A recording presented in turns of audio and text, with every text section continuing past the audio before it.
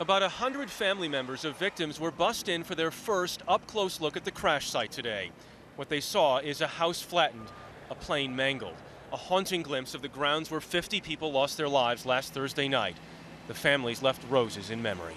We stood down our crews and got out of the site and allowed them an opportunity to go in there and pay their respects. As investigators explore what kind of role ice may have played in the crash, they noted a similar plane under similar conditions landed safely 30 minutes later in Buffalo. The recovery team says they've removed 50% of the crash plane from the scene. And a snapshot of what happened in the final 26 seconds of Continental Flight 3407 is emerging. The plane, weighing 55,000 pounds, suddenly began to gyrate wildly, like a roller coaster. The nose pitching up as much as 31 degrees and down as much as 45 degrees. The plane also rolled to the left as much as 46 degrees and to the right by as much as 105 degrees. Radar data shows the plane fell from 1,800 feet to 1,000 feet in only 5 seconds. The last flight data recording was at 900 feet, when the plane's right wing was dipped 26 degrees, the nose pointing down 30.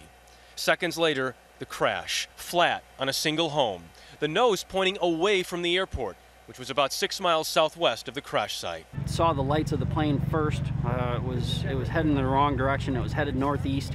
It was on a bad trajectory. I once was lost. Today, more than 2,000 people gathered for a service near the crash site to remember the passengers of Flight 3407. We've seen enough tears and heard enough cries of people to fill our sadness cup for a lifetime. We still grieve and we'll have to move on, but this has been extremely helpful, very powerful. And as services continue at churches like this, the work continues at the crash site. Investigators are hoping to finish the bulk of their work by Wednesday because a snowstorm is expected then here in Buffalo. Harry? Jeff Glor tonight, thanks.